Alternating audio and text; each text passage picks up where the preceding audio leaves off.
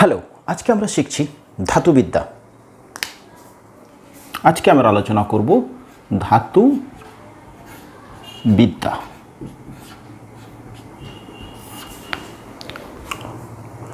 ধাতুবিদ্যা যে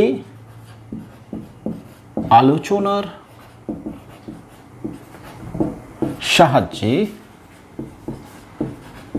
আমরা ধাতু সহজে নিষ্কাশন ও পরিশোধন শিখব, তা হল ধাতুবিদ্যা।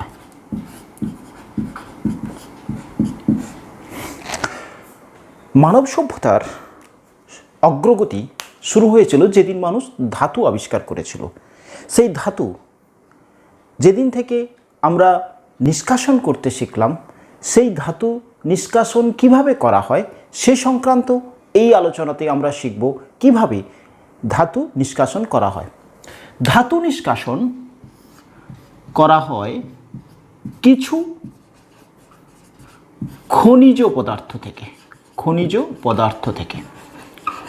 কিছু খনিজ পদার্থ থেকে আমরা ধাতু নিষ্কাশন করি। খনিজ পদার্থ কি না, ধাতব এবং অধাতব, জৈব অজৈব প্রাকৃতিক পদার্থ যা বালি, কাদা প্রভৃতির সাথে মিশে ভূগর্ভে বা ভূপৃষ্ঠে কঠিন রূপে অবস্থান করে তাকে আমরা বলছি খনিজ পদার্থ। কি বললাম না, ধাতব এবং অধাতব, জৈব অজৈব প্রাকৃতিক পদার্থ যা কিনা বালি, কাদা প্রভৃতির সাথে মিশে ভূগর্ভে বা ভূপৃষ্ঠে কঠিন রূপে অবস্থান করে। কিছু কিছু ক্ষেত্রে কিন্তু তরল থাকতে পারে, প্রধানত কঠিন রূপে অবস্থান করে, তাদেরকে আমরা বলবো খনিজ পদার্থ। অর্থাৎ ধাতু নিষ্কাশন করা হচ্ছে কার থেকে? খনিজ পদার্থ থেকে। খনিজ পদার্থের ধারণা আমাদের আশা করি ক্লিয়ার হলো। অর্থাৎ এখানে একটি কথা আমি বলেছি, কিছু খনিজ পদার্থ থেকে। কিছু কেন বললাম না, সব খনিজ থেকে আমরা ধাতু নিষ্কাশন করতে পারি না।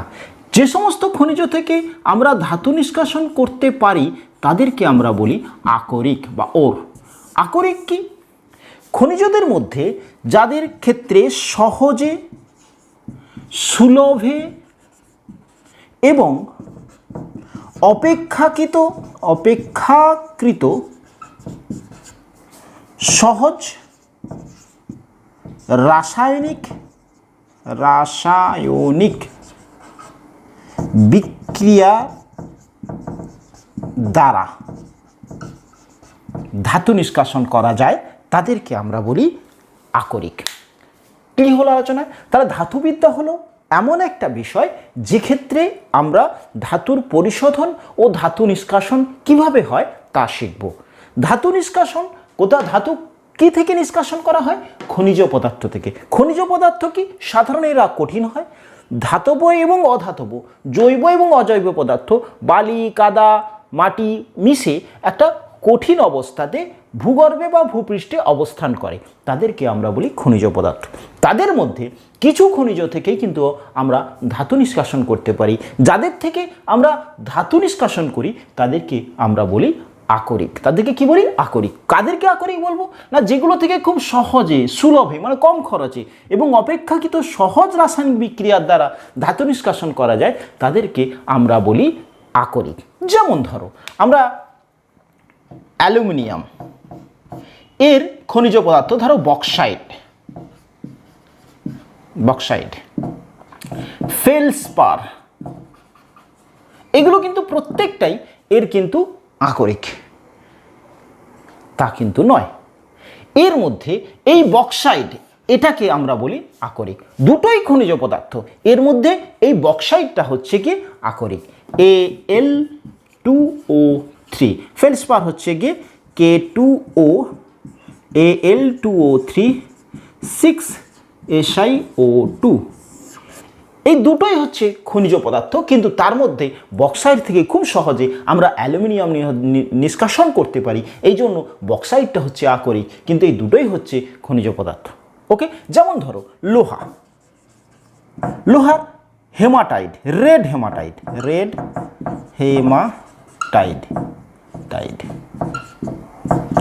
Fe2O3, এটা কিন্তু খনিজ এবং আকরিক। এর থেকে সহজে আমরা কি করতে পারি, লোহা নিষ্কাশন করতে পারি। এছাড়া ধরো এই লোহারই আয়রন পাইরাইটিস, আয়রন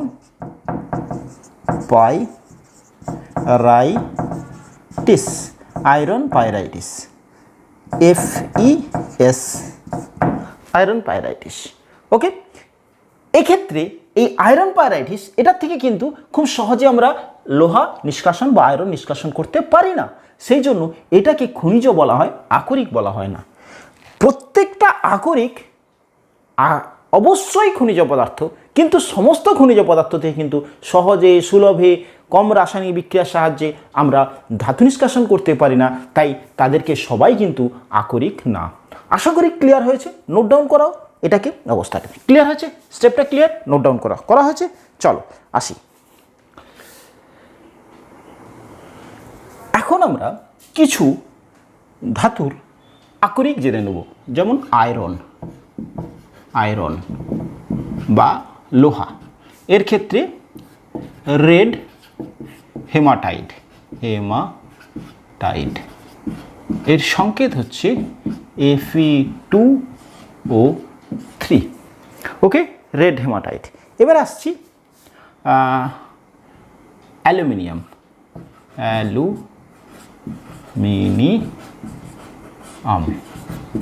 এর হচ্ছে গিয়ে বক্সাইট, একটি আকরিক।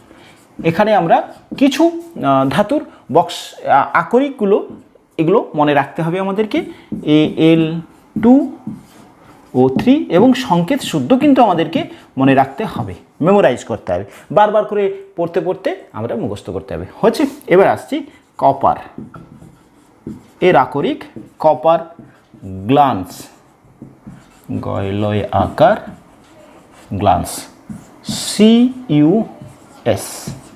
ওকে, Cu2S বলাটা ভালো। আচ্ছা, এবার আসছে জিঙ্ক। ওকে, জিঙ্ক ব্লেড, ZnS।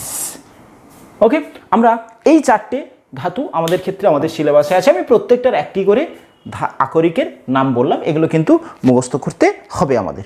ওকে, চলো এবারে আসছি ধাতু নিষ্কাশনের স্টেপ।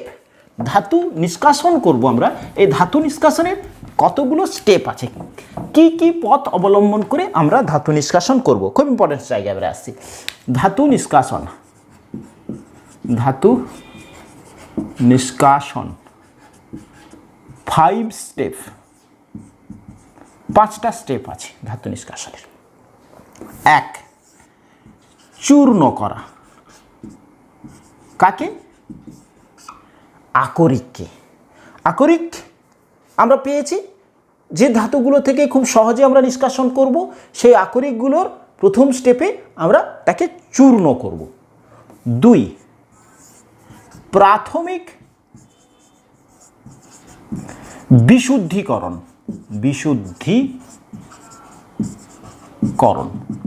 এটা প্রাথমিক বিশুদ্ধিকরণ বলতে, যেমন ধরো ওর মধ্যে কিছু কিছু অশুদ্ধি থাকে, যে অশুদ্ধিগুলোকে খুব সহজে আমরা তাকে আলাদা করতে পারি, তাদেরকে আমরা বলছি প্রাথমিক বিশুদ্ধিকরণ। যেমন ধরো আমরা একটা ধান থেকে কিছু কাকর আলাদা করার প্রক্রিয়া, যেমন একটা প্রক্রিয়া, সেরকম ধরো একটা তোমাদের বাড়িতে কোনো কোনো জিনিস আছে, সেটাকে তার মধ্যে কিছু কাঁকর মিশে গেছে, সেগুলো ছাঁকনি দিয়ে আলাদা করে দেওয়া।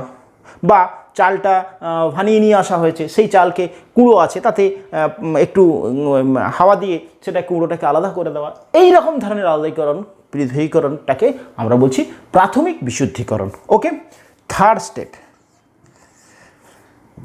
ধাতব অক্সাইডে পরিণত করা। অক্সাইডে পরিণত করা বা এটাকে আমরা আরেকটাভাবে বলতে পারি, অক্সাইডে পরিণত করা মানে জারণ ঘটানো। জারণ ঘটানো, যে কোনো ধাতুকে আমরা ধাতব অক্সাইডে পরিণত করব। ওকে, 4 নম্বর স্টেপ, ধাতব অক্সাইড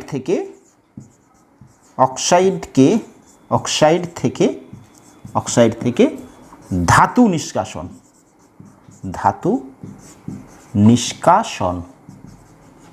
ওকে, ধাতু নিষ্কাশন। তাহলে অক্সাইড থেকে ধাতু নিষ্কাশন মানে অক্সাইডটাকে বের করে নিচ্ছ, তাহলে এই প্রক্রিয়াটাকে আমরা বলছি বিজারণ। এটাকে আমরা বলছি বিজারণ। অর্থাৎ 3 নম্বর স্টেপ কি হলো, ধাতব অক্সাইডে পরিণত করব। 4 নম্বর স্টেপ, ধাতব অক্সাইড থেকে ধাতু নিষ্কাশন করব। 5 নম্বর স্টেপ, বিশুদ্ধিকরণ। ধাতুর বিশুদ্ধিকরণ। অর্থাৎ এই বিশুদ্ধিকরণ প্রক্রিয়াতে পিওর ধাতু পাওয়া যাবে প্রায় 99% অ্যান্ড মোর।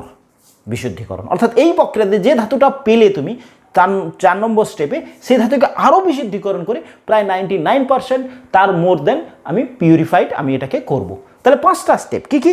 প্রথমে আকরিককে আমরা চূর্ণ করব। ওকে, দ্বিতীয় স্টেপে সেই ধাতুর থেকে কিছু অশুদ্ধিকে আমরা প্রাথমিকভাবে আলাদা করে দেবো, তাহলে প্রাথমিক বিশুদ্ধিকরণ করব।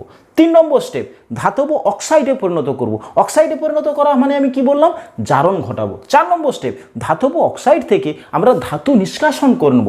5 নম্বর স্টেপ, ধাতুর বিশুদ্ধিকরণ করব, যেখানে পিওর ধাতু আমরা তৈরি করব, যেখানে ধাতুটা প্রায় নিয়ার অ্যাবাউট 99% অ্যান্ড মোর দেন ধাতুই থাকবে, অন্য কোনো অশুদ্ধি প্রায় থাকবে না, সেটা ফাইনাল 5 নম্বর স্টেপে আমরা বিশুদ্ধিকরণ করব। চলো এক এক করে প্রত্যেকটা স্টেপ আমরা বুঝবার চেষ্টা করি।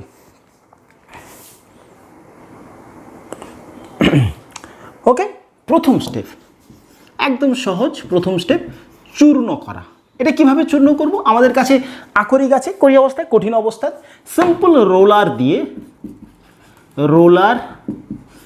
দিয়ে চূর্ণ করে দেবো।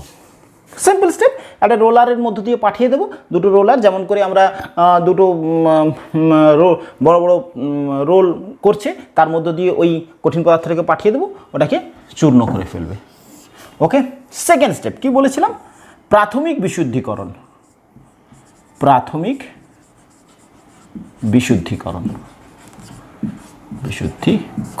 এর অনেকগুলো স্টেপ আছে, আমরা মোটামুটিভাবে 4টা স্টেপের কথা বলি। 1, প্রাথমিক বিশুদ্ধিকরণ কি করছি? প্রথমে আমরা বলছি হাইড্রোলিক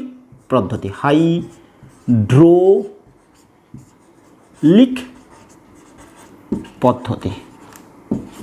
অর্থাৎ এটা চূর্ণ হয়ে গেছে, রোলার দিয়ে চূর্ণ করে দিয়েছি, তার মধ্যে কিছু অশুদ্ধি আছে, হাইড্রোলিক পদ্ধতি আমরা অবলম্বন করছি। কীরকম? এরকম একটা নততল নিচ্ছি, নততলটা এরকম হচ্ছে। এখান থেকে জল ফেলা হচ্ছে, জল ফোয়ারার আকারে জল দেওয়া হচ্ছে, আর এখান থেকে আমরা ওই আকরিকগুলোকে দিচ্ছি, ক্লিয়ার? আকরিক সঙ্গে কি থাকছে? প্লাস অশুদ্ধি থাকছে। আচ্ছা, এগুলো কি করব? আকরিক এবং অশুদ্ধিকে আলাদা করব। এর মধ্যে একটা হালকা, একটা ভারী। ধরে নিচ্ছি আমরা আকরিকটা ভারী, দেন অশুদ্ধি হালকা, এরকম মিশ্রিত আছে। আকরিকটা ফেলছে, জলটা ওই আকরিক মিশ্রণ, অশুদ্ধি মিশ্রণ আকরিকটা যখন এই জলের মধ্যে দিয়ে আসছে, তখন আকরিকগুলো ভারী হওয়ার জন্য সে এইখানে সঞ্চিত হয়ে যাবে, কিন্তু হালকা অশুদ্ধিগুলো কিন্তু এটা দিয়ে বয়ে চলে গেল। তাহলে এখানে কি সঞ্চিত হবে? অশুদ্ধি। আর এইগুলোতে কি সঞ্চিত হয়ে গেল? এইগুলোতে, এই গর্ত অংশগুলোতে কি সঞ্চিত হয়ে গেল? আকরিক সঞ্চিত হয়ে গেল। হয়েছে? আকরিক ভারী হওয়ার জন্য জলের ফোয়ারা দিয়ে যখন এটাকে ফ্লোটাকে পাঠানো হচ্ছে, তখন আকরিক ভারী হওয়ার জন্য এই গর্তের অংশগুলোতে আকরিকগুলো সঞ্চিত হবে, আর অশুদ্ধিগুলো হালকা হওয়ার জন্য সেটাই তলের নিচে চলে আসবে। তাহলে এইভাবে আমরা আকরিক এবং অশুদ্ধিকে পৃথকীকরণ করলাম। প্রাথমিক পৃথকীকরণ। এটা হাইড্রোলিক পদ্ধতি কেন বলা হচ্ছে? জল দিয়ে পৃথকীকরণ করা হচ্ছে বলে এই পদ্ধতিটাকে আমরা বলছি হাইড্রোলিক পদ্ধতি। ওকে, 2 নম্বর, চৌম্বক ধর্মের ব্যবহার। চৌম্বক ধর্মের ব্যবহার করে আমরা এক্ষেত্রেও প্রাথমিক বিশুদ্ধীকরণ ঘটাই। কীরকম? এখানে দুটো এরকম রোলার, এর উপরে বেল্ট থাকে একটা, এই বেল্টটা তার রোটেট করছে এরকম, তাহলে রোলটা এদিকে যাচ্ছে, রোলারটা এদিকে যাচ্ছে। ওকে, ছবিটা ওকে ক্লিয়ার হয়েছে? এটা ধরো দুটো মুভ করছে, তাহলে রোলারটা এদিকে সরে যাচ্ছে।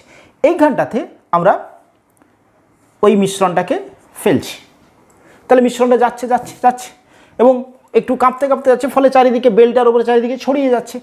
এবার এইখানটাতে এই অংশটা, এইখান থেকে এই অংশটা এই যন্ত্রটা চুম্বক দেওয়া আছে, চুম্বক। তাহলে এইখানটাতে এসে কি হলো না, এই যেগুলো চৌম্বক ধর্ম বিশিষ্ট সেগুলো আকৃষ্ট এর সাথে চিপকে রয়ে গেল, সেটাতে ঘুরতে ঘুরতে ঘুরতে ঘুরতে ঘুরতে এইখানে এসে আর চৌম্বক ধর্ম নেই, তাহলে এইখানটাতে ওগুলোকে ছেড়ে দিল। তাহলে এইখানটাতে কি হলো, যদি আকরিকটা চৌম্বক ধর্ম বিশিষ্ট হয় তাহলে সেক্ষেত্রে এইটা আমি ব্যবহার করছি, তাহলে এইখান থেকে চিপকে গিয়ে এইখান থেকে এসে পড়লো। আর যেগুলো চৌম্বক ধর্ম নয়, অচৌম্বক পদার্থ, তারা এইখান থেকে গ্র্যাভিটেশন কারণে এইখান থেকে পড়ে যাবে, এইখানটাতে পড়ে যাবে। তাহলে এইখানটাতে এবং এইখানটাতে আলাদা হয়ে গেল, এখানে অশুদ্ধি, এখানে আকরিক। আকরিকগুলো যেসব ক্ষেত্রে চৌম্বক ধর্ম বিশিষ্ট, ধরো লোহার আমি আকরিক, তাহলে সেই আকরিকগুলো কী হলো, এইখান থেকে আকর্ষিত হয়ে এইখানে এসে পড়লো। আর যেগুলো অচৌম্বক পদার্থ অশুদ্ধি, তারা এখানে চলে গেল। হয়েছে? তাহলে চৌম্বক ধর্মের ব্যবহারে আমরা পৃথকীকরণ করছি এই জায়গাটাতে। ওকে, 3 নম্বর দেখা যাচ্ছে, 3 নম্বর এটাকে বলছি ফোর্থ ফ্লোটিং।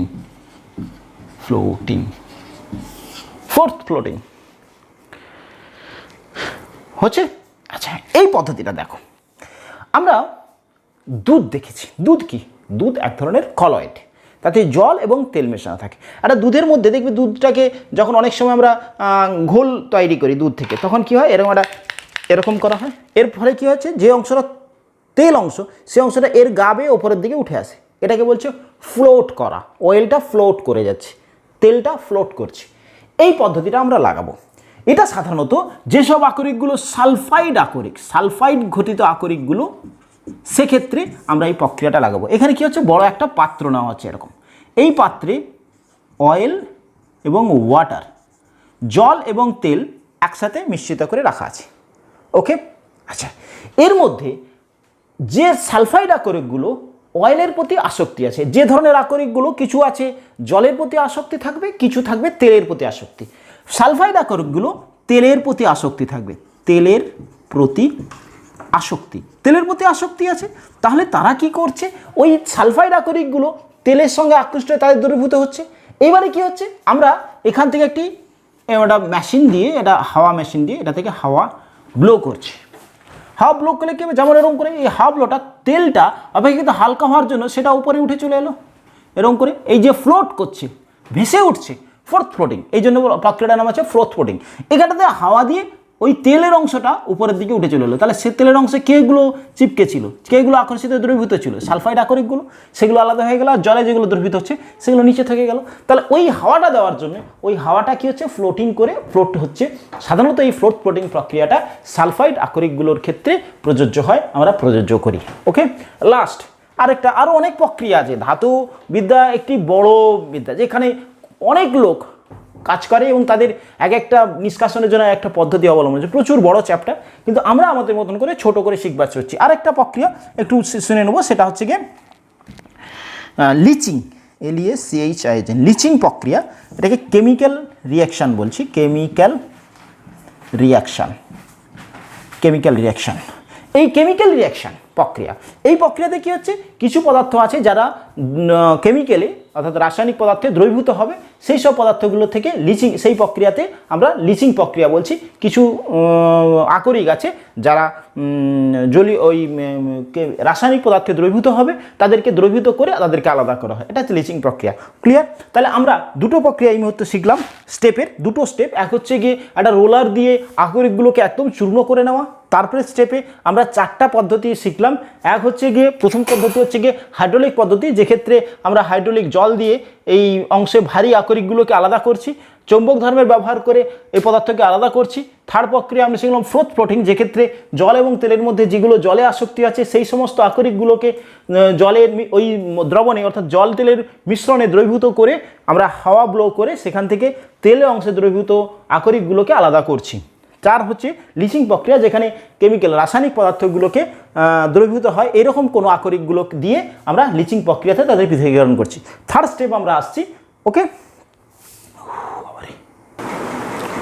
ওকে, এবার আসছি থার্ড স্টেপ। থার্ড স্টেপ কি বলেছি, ধাতব অক্সাইড ডে পরিণত করা। অ্যাকচুয়ালি অক্সাইডে পরিণত করা মানে আমি আবার কি বলেছিলাম, জারণ ঘটানো। জারণ পড়েছি আমরা, তবু আরেকবার বলে নিই। জারণ মানে কি, ইলেকট্রনস গ্রহণ না বর্জন, মনে থাকে না? আমরা এই প্রক্রিয়াটা মনে রাখবো, অয়েল কি, অক্সিডেশন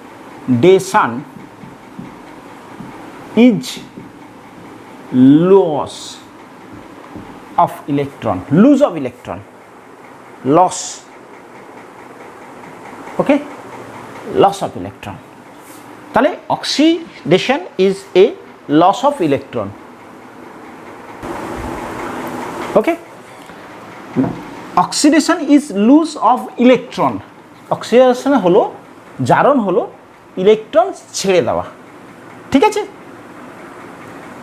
আচ্ছা, এবারে কি বলছি, এই প্রক্রিয়াটাতে আমরা বলছি থার্ড স্টেপে ধাতব অক্সাইডে পরিণত করবো, ধাতব অক্সাইডে।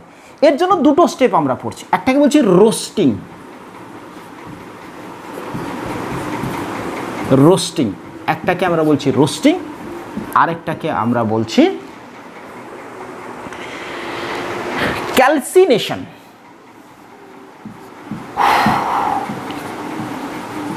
ক্যালসিনেশন,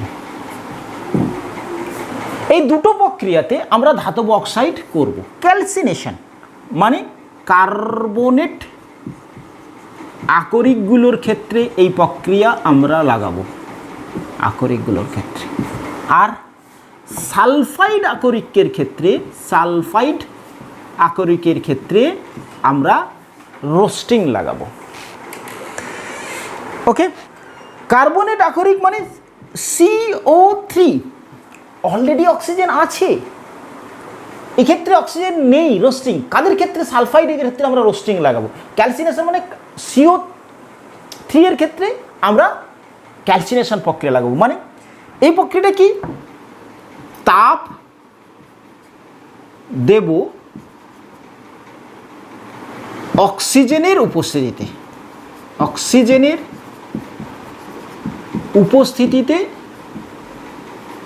উপস্থিতিতে তাপ দেব।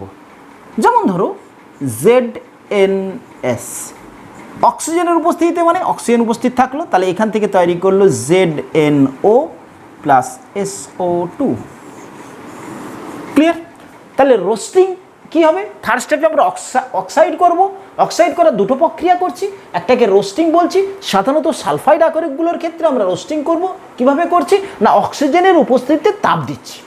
ক্যালসিয়াম অলরেডি, ক্যালসিনিয়াম, ক্যালসিনেশন, ক্যালসিনেশনে কি বলছি না, কার্বনেট আকরিকগুলোর ক্ষেত্রে অলরেডি, যেমন ধরো CaCO3 অলরেডি অক্সিজেন আছে, তাহলে সেসব ক্ষেত্রে তাপ দেব, সিম্পল তাপ, বাট অক্সিজেনের অনুপস্থিতিতে, অক্সিজেনের অনুপস্থিতিতে, অনুপস্থিতিতে অক্সিজেনের অনুপস্থিতিতে আমরা কি করব না, তাপ দেব, যার ফলে এটা কিন্তু CaO এবং CO2 তৈরি করে নেবে। অর্থাৎ এই যে দেখো, আমরা তৈরি করে ফেললাম অক্সাইড, এই ধাতব অক্সাইডটা তৈরি করলাম। ক্লিয়ার? তাহলে আমরা 3টে স্টেপ করেছি। প্রথম স্টেপে চূর্ণ করেছি, দ্বিতীয় স্টেপে প্রাথমিক কিছু বিশুদ্ধিকরণ করেছি, থার্ড স্টেপে আমরা অক্সিডেশন করলাম, অর্থাৎ সেক্ষেত্রে অক্সাইড তৈরি করলাম। অক্সাইড, এই প্রক্রিয়াটা যেহেতু অক্সাইড হচ্ছে, এক্ষেত্রে আমরা জানি অক্সিডেশন মানে হচ্ছে গিয়ে লুজ অফ ইলেকট্রন, অর্থাৎ ইলেকট্রনের লস করছে, এই প্রক্রিয়াটাকে জারণ প্রক্রিয়াও তো আমরা বলছি। তাহলে দুটো প্রক্রিয়া, রোস্টিং এবং ক্যালসিনেশন। ওকে, আসছি চতুর্থ স্টেপ, স্টেপ 4।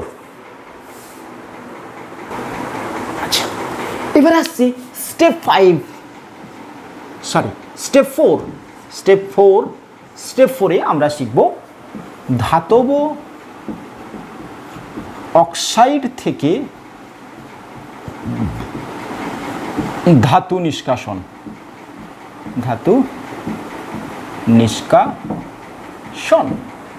ধাতব অক্সাইড থেকে ধাতু নিষ্কাশন। এখানে ধাতবর একটা শ্রেণী আছে, তড়িৎ রাসায়নিক শ্রেণী আছে। তারা অক্সাইড, কিছু খুব সহজে অক্সাইড থেকে ধাতু নিষ্কাশন করা যায় কিছু ধাতুর ক্ষেত্রে, কিছু ধাতুর ক্ষেত্রে অক্সিজেনের প্রতি তীব্র আসক্তি থাকার জন্য খুব সহজে আমরা তাদের থেকে ধাতু মুক্ত করতে পারি না। এক্ষেত্রে এই যে অক্সাইড থেকে ধাতু নিষ্কাশন করছি, অর্থাৎ অক্সাইড থেকে ধাতু নিষ্কাশন করছি মানে এই প্রক্রিয়াটাকে আমরা বলছি বিজারণ। কারণ এটা বিজারণ প্রক্রিয়া। বিজারণ মানে এক্ষেত্রে কি হচ্ছে, এক্ষেত্রে হচ্ছে ইলেকট্রনস গেইন করছে। বিজারণ, ইলেকট্রনস গেইন, এটা অনেক সময় আমাদের ক্ষেত্রে একটু কনফিউশন করে, তাই আমরা এটাকে রিগ নামে মনে রাখবো।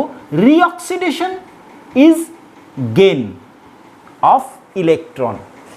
রিঅক্সিডেশন মানে কি, বিজারণ, is gain of electron. Okay, reoxidation is gain of electron. অর্থাৎ এক্ষেত্রে আমরা অক্সাইড থেকে যে ধাতুটা নিষ্কাশন করছি, সেই নিষ্কাশন প্রক্রিয়াটা বিজারণ প্রক্রিয়া। আমরা অনেকগুলো পদ্ধতি এক্ষেত্রে আমরা দেখব, কারণ বিভিন্ন ধাতুর ক্ষেত্রে অক্সাইড রূপে থাকার প্রবণতা বিভিন্ন, কারণ ধাতুর ক্ষেত্রে তড়িৎ রাসায়নিক সক্রিয়তা বিভিন্ন ধাতুর ক্ষেত্রে বিভিন্ন। প্রথম আমরা শিখব থার্মিট পদ্ধতি। এই পদ্ধতিটা আবিষ্কার করেছিলেন গোল্ডস্মিথ, তাই এইটাকে আমরা বলি গোল্ডস্মিথের থার্মিট পদ্ধতিও বলা হয়। গোল্ডস্মিথের থার্মিট পদ্ধতি। কখন আমরা কোন ধাতব অক্সাইডগুলোর থেকে ধাতু নিষ্কাশন করবার জন্য আমরা গোল্ডস্মিথের প্রক্রিয়া অবলম্বন করি? সাধারণত সন্ধিগত মৌল, যেমন ধরো আমরা যাদের ক্ষেত্রে এই থার্মিট পদ্ধতি অবলম্বন করি সেগুলি হলো আয়রন, ক্রোমিয়াম, ম্যাঙ্গানিজ, এই জাতীয় ধাতুর ক্ষেত্রে আমরা সাধারণত থার্মিট পদ্ধতি অবলম্বন করি। এক্ষেত্রে কি করা হয় না, অ্যালুমিনিয়াম ব্যবহার করা হয়। অ্যালুমিনিয়াম, কারণ অ্যালুমিনিয়ামের অক্সিজেনের প্রতি তীব্র আসক্তি আছে। তাহলে আমরা কি বললাম, কখন আমরা থার্মিট পদ্ধতি অবলম্বন করব, বা এই পদ্ধতিটাকে কেন গোল্ডস্মিথের গোল্ডস্মিথ বলে একজন বিজ্ঞানী থার্মিট পদ্ধতির আবিষ্কার করেছিলেন, তাই এটাকে আমরা গোল্ডস্মিথ থার্মিট পদ্ধতি বলছি। সাধারণত সন্ধিগত মৌল, যেমন ধরো আয়রন, ক্রোমিয়াম, ম্যাঙ্গানিজ, এদের ক্ষেত্রে আমরা অ্যালুমিনিয়াম তীব্র তড়িৎ অক্সিজেন আসক্তি থাকার জন্য এদের সাথে মিশিয়ে, এদের চূর্ণ, জেনারেলি আমরা এটাকে অনেক সময় লোহার সাথে যখন করি 3:1 অনুপাতে মিশিয়ে, অ্যালুমিনিয়াম চূর্ণ মিশিয়ে প্রায় 2000 ডিগ্রি সেন্টিগ্রেড উষ্ণতায় উত্তপ্ত করলে আমরা ধাতু নিষ্কাশন করতে পারি, ধাতু নিষ্কাশন করি। ক্লিয়ার? তার থার্মিট পদ্ধতিতে কি করা হচ্ছে, অ্যালুমিনিয়াম চূর্ণ মেশানো হচ্ছে, কারণ অ্যালুমিনিয়াম অক্সিজেনের প্রতি তীব্র আসক্তি আছে। এক্ষেত্রে এদের চূর্ণের সাথে এই সন্ধিগত মৌলগুলো, সাধারণত এদের আকরিকগুলোর সাথে অ্যালুমিনিয়াম চূর্ণ মিশিয়ে 2000 ডিগ্রি সেন্টিগ্রেড তাপমাত্রায় উত্তপ্ত করলে সেক্ষেত্রে ধাতু নিষ্কাশিত হয়। যেমন ধরো আমরা দেখে নিই, যেমন ধরো ম্যাঙ্গানিজ অক্সাইড প্লাস অ্যালুমিনিয়াম, এটার সঙ্গে তাপ দিচ্ছ কত বললাম আমরা, প্রায় 2000 ডিগ্রি সেন্টিগ্রেড। এক্ষেত্রে কি হবে, ম্যাঙ্গানিজ বেরোচ্ছে, আর Al2O3। ওকে, তারপর ধরো CrO প্লাস Al, তাপ দিচ্ছ, ক্রোমিয়াম প্লাস Al2O3। ওকে, আচ্ছা, আর কি iron Fe plus Al, Fe2O3, Fe বেরোচ্ছে আর Al2O3 বেরোচ্ছে। থার্মেট পদ্ধতি, অর্থাৎ এসব ক্ষেত্রে আমরা থার্মেট পদ্ধতি অবলম্বন করব তাপ প্রয়োগ করে অ্যালুমিনিয়াম চূর্ণ। তাহলে সন্ধিগত মৌলের ক্ষেত্রে ক্লিয়ার হয়েছে, আমরা অ্যালুমিনিয়াম চূর্ণ মেশাবো, কারণ অ্যালুমিনিয়ামের অক্সিজেনের প্রতি তীব্র আসক্তি আছে। 2000 ডিগ্রি সেন্টিগ্রেড উষ্ণতায় যখন আয়রন থেকে অর্থাৎ লোহা থেকে থার্মেট পদ্ধতিতে আমরা লোহার আকরিক থেকে আমরা যখন অ্যালুমিনিয়াম চূর্ণ মিশিয়ে করব, এই অনুপাতটা 3:1 অনুপাতে আমরা রাখছি। এবং এই প্রক্রিয়াটার একটি বিশেষ মজা আছে। কীরকম ধরবো, যখন দুটো রেলের পাত যখন জোড়া লাগানো হয়, তখন এই থার্মেট পদ্ধতির সাহায্যে এরকম একটা পাত্রে আমরা এই মিশ্রণটাকে মিশিয়ে, অর্থাৎ অ্যালুমিনিয়ামের আয়রনের আকরিক এবং অ্যালুমিনিয়াম চূর্ণ মিশিয়ে উত্তপ্ত করে, এখানে ছোট্ট একটা ছিদ্র, এটা তো কঠিন পদার্থ, ম্যাগনেসিয়ামের ফিতে দহন করলে প্রচুর তাপ উৎপন্ন হয়। এক্ষেত্রে আয়রন হবে, এবং এক্ষেত্রে পাত জোড়া লাগাবার ক্ষেত্রে আমরা এই পদ্ধতি অবলম্বন করি, আমরা পাত জোড়ানোর ক্ষেত্রে ব্যবহার করি, কারণ এক্ষেত্রে খুব সহজে আমরা লোহার আকরিক থেকে আমরা লোহা নিষ্কাশন করতে পারি। ক্লিয়ার? তাহলে ধাতব অক্সাইডের একটি প্রক্রিয়া আমি বললাম থার্মেট পদ্ধতি, আশা করি ক্লিয়ার হলো। আসি পরের পদ্ধতিতে। এবার আসছে কার্বন বিজারণ পদ্ধতি। এক্ষেত্রে কিছু কিছু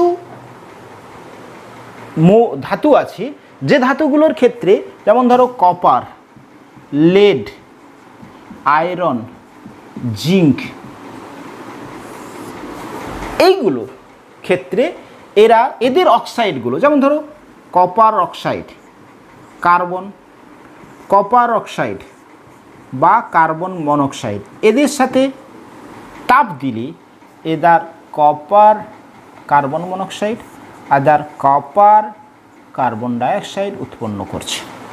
এই যে কোক বা কার্বন দিয়ে এই বিজারণ ঘটানো হচ্ছে বলে এই প্রক্রিয়াটাকে আমরা বলছি কার্বন বিজারণ পদ্ধতি। এই পদ্ধতিতে কোন কোন ধাতুর আকরিকগুলোকে, কপার, লেড, আয়রন, জিঙ্ক, এক্ষেত্রে খুব ভাইটাল। এই যে জিঙ্ক সাধারণত পরীক্ষায় পড়ে, জিঙ্ক এটা কেবলমাত্র এই কার্বন বিজারণ পদ্ধতিতেই এদের থেকে ধাতু নিষ্কাশন করা হয়। জিঙ্কের ক্ষেত্রে zinc oxide plus carbon is equal to zinc plus carbon monoxide. একমাত্র জিঙ্ক অক্সাইডের ক্ষেত্রেই কোক বা কার্বন দিয়ে, অর্থাৎ কার্বন বিজারণ পদ্ধতিতে আমরা কিন্তু ধাতুটাকে নিষ্কাশন করি। ওকে, একমাত্র। এছাড়া কার্বন বিজারণ পদ্ধতি ছাড়াও, কার্বন এবং কার্বন মনোক্সাইড ছাড়াও আমরা এটাকে আরও কিছু আছে, যৌগ আছে, যাদের দিয়েও আমি ধাতু অক্সিডেশন করি, অর্থাৎ অক্সাইড থেকে ধাতু নিষ্কাশন করি। যেমন ধরো CuO, এর সাথে যদি আমি হাইড্রোজেন মিশিয়ে দিই, তাহলে Cu প্লাস জল, এই হাইড্রোজেন দিয়েও কিন্তু আমরা নিষ্কাশন করতে পারি, অর্থাৎ অক্সাইড রিঅক্সিডেশন রিডিউসিং করতে পারি, ধাতু রিডিউসিং করতে পারি, বিজারণ ঘটাতে পারি। ওকে, তাহলে কার্বন বিজারণ পদ্ধতি ক্লিয়ার হয়েছে। কার্বন বিজারণ পদ্ধতি কি বললাম আমরা, না কপার, লেড, আয়রন, জিঙ্ক এই জাতীয় ধাতুর অক্সাইডগুলোর সাথে কোক বা কার্বন দ্বারা বিক্রিয়া ঘটিয়ে তাদেরকে ধাতু নিষ্কাশন করা হয়। ক্লিয়ার? আসছি, এটা 2 নম্বর হয়ে গেল, দুটো শিখলাম আমরা। 3 নম্বর আসছি।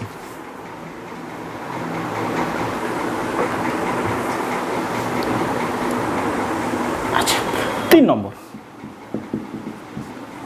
সত্য বা তাপীয় বিজারণ। কিছু ধাতুর ক্ষেত্রে আছে যাদের ক্ষেত্রে কেবলমাত্র তাপ দিয়ে আমি তাদের অক্সাইড থেকে ধাতু নিষ্কাশন করি। যেমন ধরো Ag বা Hg, এদের ক্ষেত্রে যেমন AgO, সিম্পল তাপ দিয়ে এদেরকে আমি ধাতু নিষ্কাশন করে। এদের অক্সাইড থেকে কেবলমাত্র তাপ দিয়ে বা নিজেও এরা কি হয়, তাপ পেয়ে, একটু তাপ পেলেই তারা নিজের থেকে ধাতু নিষ্কাশন হয়ে যায়, ধাতু নিষ্কাশন করে। এই জিও তাপ, Hg+O2, অর্থাৎ নিজের থেকে বা সামান্য তাপ দিয়ে এদের ক্ষেত্রে এই ধরনের ধাতু নিষ্কাশন হয় বলে এই প্রক্রিয়াটাকে আমরা তাপীয় বিজারণ বা সত্য তাপীয় বিজারণ আমরা বলছি, নিজের থেকে হয়ে যায়। তাহলে 3 নম্বর প্রক্রিয়া ক্লিয়ার। Ag এবং Hg, সিলভার এবং পারদ, এদের ক্ষেত্রে এদের সত্য তাপীয় বিজারণ পদ্ধতিতে আমরা এদের থেকে ধাতু অক্সাইড থেকে আমরা ধাতু নিষ্কাশন করি কেবলমাত্র তাপ দিয়ে। ওকে, পরের পাঠে আসছি, 4 নম্বর পাঠ। এবার আসছি potassium, sodium, calcium, magnesium, aluminium, এই ধাতুগুলোর তড়িৎ রাসায়নিক শ্রেণীতে ওপরের দিকে আছে। এরা তড়িৎ অক্সাইড প্রচণ্ডভাবে সক্রিয়, অর্থাৎ এদের অক্সিজেনের প্রতি প্রচণ্ড আসক্তি আছে। অক্সিজেনের প্রতি এরা খুব আসক্ত, অক্সিজেনের প্রতি এদের খুব আসক্তি আছে। ফলে কি হচ্ছে, এদের অক্সাইডগুলোকে সহজে পৃথকীকরণ করা যায় না, অর্থাৎ এদের অক্সাইড থেকে সহজে তুমি ধাতু নিষ্কাশন করতে পারে না, কারণ এরা তড়িৎ রাসায়নিক শ্রেণীতে অনেক ওপরে অবস্থান করছে। Potassium, sodium, calcium, magnesium, aluminium. Clear? তাহলে এদের ক্ষেত্রে আমরা কি পদ্ধতি অবলম্বন করলে এদের অক্সাইড থেকে আমরা ধাতু নিষ্কাশন করতে পারবো, সেটা হচ্ছে গিয়ে তড়িৎ বিজারণ প্রক্রিয়া। তড়িৎ বিজারণ প্রক্রিয়া, তড়িৎ বিজারণ প্রক্রিয়া, ইলেকট্রোলাইসিস রিডিউসিং প্রসিডিওর। তড়িৎ বিশ্লেষণ আমরা শিখেছি কি, একটা পাত্রে একটা তড়িৎ বিশ্লেষ্য পদার্থ নেওয়া হয়, দুটো প্লেট, একটা ক্যাথোড প্লেট, একটা অ্যানোড প্লেট। এই ক্যাথোড অ্যানোড এই দুটো প্লেট ব্যবহার করে আমরা এর মধ্যে তড়িৎ পাঠালে, তড়িৎ বিশ্লেষ্য পদার্থের মধ্যে, তাহলে এক্ষেত্রে আমরা ধাতু নিষ্কাশন করতে পারি। এই প্রক্রিয়া তড়িৎ বিজারণ প্রক্রিয়া, অর্থাৎ তড়িৎ পাঠিয়ে একটি তড়িৎ বিশ্লেষণ প্রক্রিয়া ঘটিয়ে আমরা বিজারণ ঘটিয়ে আমরা এই ধরনের ধাতু নিষ্কাশন করতে পারি। কোন ধাতুগুলোর ক্ষেত্রে? এই ধাতুগুলোর অক্সাইড থেকে আমরা যদি ধাতু নিষ্কাশন করতে চাই তাহলে তড়িৎ বিজারণ প্রক্রিয়া দেখব। আচ্ছা, কি হয় আমরা এক্ষেত্রে, এটা ধরো অ্যানোড, এটা একটু দেখে নাও। অ্যানোড আমরা তড়িৎ বিশ্লেষণ যদি পড়ে থাকি তাহলে আমরা এক্ষেত্রে এটা বুঝতে খুব একটা অসুবিধা হবে না। ক্যাথোড চট করে একটু বলে নিই, ক্যাথোড এবং অ্যানোড প্রক্রিয়া। ক্যাথোড এবং অ্যানোড, ক্যাথোডে কী ঘটে, অ্যানোডে কী ঘটে? অ্যানোড বিক্রিয়া কী ঘটে এবং ক্যাথোড বিক্রিয়াতে কী ঘটে? ক্যাথোডে কী ঘটে? ক্যাথোডে কী ঘটে এবং অ্যানোডে কী ঘটে? ক্যাথোড এবং অ্যানোডে, ক্যাথোডে কী ঘটে আমরা এটাকে মনে রাখবো POA, positive oxidation in anode, oxidation. আর এটা হচ্ছে কি এনআরসি, এই শব্দটা খুব এনআরসি নিয়ে খুব আলোচনা চলছিল। N for negative, R for reoxidation, C for cathode. Reoxidation মানে ক্যাথোডে তাহলে কী ঘটে? বিজারণ ঘটে। অ্যানোডে কী ঘটে? জারণ ঘটে। অ্যানোডটা কি? পজিটিভ, ক্যাথোডটা কি? নেগেটিভ। ওকে, নেগেটিভ এবং পজিটিভ কি হয় আমরা এক্ষেত্রে কীরকম, যেমন ধরো আমরা সহজ একটা বলি, কপারকে ধরো আলাদা করতে চাইছি, এক্ষেত্রে সেই পদার্থটার যে তড়িৎ বিশ্লেষ্য ব্যবহার করব, তার যে ধাতু নিষ্কাশন করতে চাইছি তার সালফেট বা সালফাইড, তাহলে সেটা হচ্ছে কি তড়িৎ বিশ্লেষ্য ব্যবহার করব, তড়িৎ বিশ্লেষ্য পদার্থ। ওকে, আচ্ছা, অ্যানোড কি ব্যবহার করব? অ্যানোড ব্যবহার করব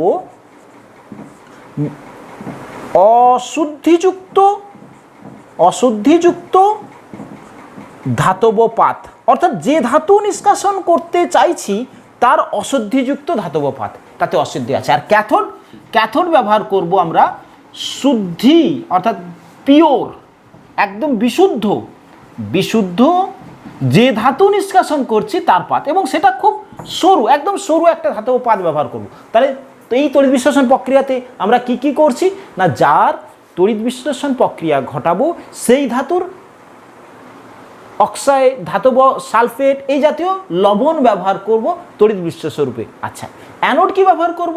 ওই ধাতুর যেটা অশুদ্ধ রূপে আছে তার সেটাকে পাত হিসাবে ব্যবহার করব অ্যানোড হিসাবে, আর ক্যাথোড যে ধাতুটা নিষ্কাশন করছি তারই একটি পাত। তাহলে এখানে যদি আমরা তাহলে কপার নিষ্কাশন, কপারের অশুদ্ধি পাত ব্যবহার করব, আর এক্ষেত্রে কি করব, কপার পিওর কপার অর্থাৎ বিশুদ্ধ কপারের পাত ব্যবহার করব। ওকে, চল আসি এবার। আচ্ছা, তাহলে এখানে এই যে অ্যানোড পাতটা ব্যবহার করছি, এই অ্যানোড পাতটা এখানে কি হচ্ছে, এটা কি পজিটিভ। এ কি করছে, এখান থেকে কপার কি করছে, সে দুটো ইলেকট্রন অ্যানোডে দিয়ে সে বেরিয়ে এসছে Cu++ রূপে। অশুদ্ধিগুলো কিন্তু এই পাত থেকে বেরোচ্ছে না, শুধু কপার Cu++ রূপে বেরিয়ে এলো। ওকে, তাহলে ইলেকট্রন ছেড়ে বেরিয়ে দিয়ে এলো, ইলেকট্রন স্ট্যাক করলো, ইলেকট্রন লুজ করলো কে, কপার। তাহলে এই প্রক্রিয়াটা কি, জারণ প্রক্রিয়া। আচ্ছা, এই কপারটা সে কি করলো, এখান থেকে যে কপার সালফেট ছিল বা কপার, সে কি করলো, এই বিশ্লেষিত হয়ে সে কি করলো, এই দিকে গিয়ে কপার Cu++ অর্থাৎ ক্যাথোডের দিকে আকৃষ্ট হলো। সে গিয়ে কি করলো, কপার থেকে দুটো ইলেকট্রনস নিয়ে সে Cu তৈরি করলো এবং এই পাতেই সঞ্চিত হয়ে গেল। তাহলে কি করলো, Cu2+ সে কি করলো, দুটো ইলেকট্রন নিল, গেন করলো, দিয়ে কপারে পরিণত হয়ে এই ক্যাথোডের ওপরে সঞ্চিত হতে থাকলো। তাহলে এই প্রক্রিয়াটা কি হচ্ছে, বিজারণ প্রক্রিয়া। এইভাবে আস্তে আস্তে এই অশুদ্ধ কপার পাতটা ক্ষয় পেতে থাকবে, আর এইখানের কপার পাতটা আস্তে আস্তে আস্তে আস্তে গেন করতে করতে মোটা হতে থাকবে। অর্থাৎ এর উপরে যে কপারটা সঞ্চিত হতে থাকবে সেই কপারটা বিশুদ্ধ কপার এর মধ্যে সঞ্চিত থাকবে। তাহলে যে সমস্ত কি শিখলাম আমরা, যে সমস্ত ধাতুগুলো তড়িৎ রাসায়নিক শ্রেণীতে ওপরের দিকে আছে তাদের ক্ষেত্রে খুব সহজে কিন্তু আমরা তাদের ক্ষেত্রে ধাতু নিষ্কাশন করতে পারি না। সেই সমস্ত ধাতুর আকরিকের ক্ষেত্রে আমরা তড়িৎ বিজারণ প্রক্রিয়া লাগাবো। এবং আমরা যে 5 নম্বর স্টেপ বলেছিলাম বিশুদ্ধিকরণ, পিওর বিশুদ্ধিকরণ, সেটাও কিন্তু এই কন্ডিশনটা, অর্থাৎ 5 নম্বর একসাথে আলোচনা করলাম। তড়িৎ রাসায়নিক শ্রেণীতে ওপরে থাকা মৌলগুলোর ক্ষেত্রে যে প্রক্রিয়া লাগাবো, এবং 5 নম্বর পিওর অর্থাৎ 99% যখন আমরা ধাতু বিশুদ্ধিকরণ করতে চাইছি, এই প্রক্রিয়াটা 5 নম্বর স্টেপ। ওকে, তাহলে ধাতুবিদ্যার আমরা যে স্টেপটা পড়লাম আরেকবার পুরোটা রিপিট করছি। আমরা আজকে আলোচনা করলাম কিভাবে ধাতুকে আমরা পরিশোধন এবং নিষ্কাশন করতে পারি। ধাতু খুব সহজে প্রকৃতিতে মুক্ত অবস্থায় কয়েকটি ধাতু ছাড়া পাওয়া যায় না, তাদেরকে আমাকে কতগুলো প্রক্রিয়ার মাধ্যমে করতে হয়। যাদের থেকে আমরা ধাতু নিষ্কাশন করব তাদেরকে খনিজ বলি। তাদের সব খনিজ থেকে আমরা কিন্তু ধাতু নিষ্কাশন করতে পারি না। যেগুলো থেকে খুব সহজে সুলভে এবং কম রাসায়নিক বিক্রিয়ার সাহায্যে করতে পারি তাদেরকে আকরিক বলবো। অর্থাৎ ধাতব আকরিক থেকে আমরা ধাতু নিষ্কাশন করি। ধাতু নিষ্কাশনের 5টি স্টেপ আমরা বলেছি। প্রথম স্টেপে চূর্ণ করা, রোলার দিয়ে সেটাকে চূর্ণ করে দেওয়া হয়। সেকেন্ড স্টেপে আমরা বলেছি সেই ধাতুগুলোর থেকে কিছু অশুদ্ধি আমরা প্রাথমিকভাবে বিশুদ্ধিকরণ করব।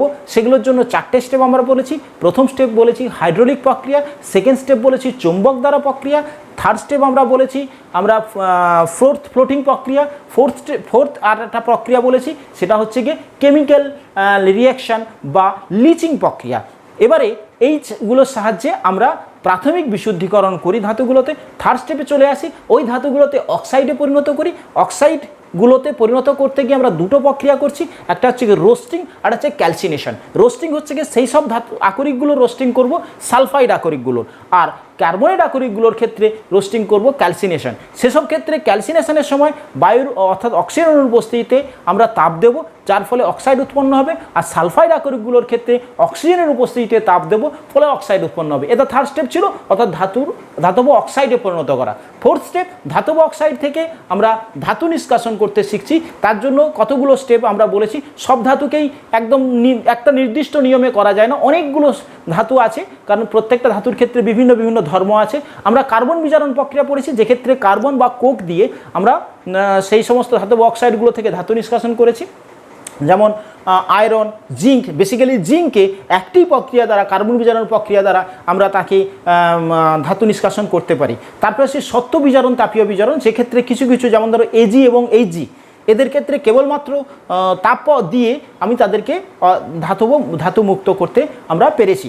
আচ্ছা, এরপরে সে থার্মিট প্রক্রিয়া বলেছে। থার্মিট প্রক্রিয়াতে আয়রন, সন্ধিগত মৌলগুলো, ক্রোমিয়াম, ম্যাঙ্গানিজ, এদের ক্ষেত্রে অ্যালুমিনিয়াম চূর্ণ মিশিয়ে 2000 ডিগ্রি সেন্টিগ্রেড তাপমাত্রায় তাপ দিয়ে তাদের থেকে আমরা অ্যালুমিনিয়ামের, যেহেতু অক্সিজেনের প্রতি তীব্র আসক্তি আছে, তাই সেগুলো কি করছে, বা অক্সিজেন ওই ধাতব অক্সাইড থেকে ধাতুকে নিষ্কাশন করতে পারে। আমরা লোহার পাত জোড়া লাগার ক্ষেত্রে এই থার্মিট পদ্ধতি বলি, এটা গোল্ডস্মিথ তৈরি করেছেন বলে গোল্ডস্মিথের থার্মিট পদ্ধতিও আমরা এটাকে বলে থাকি।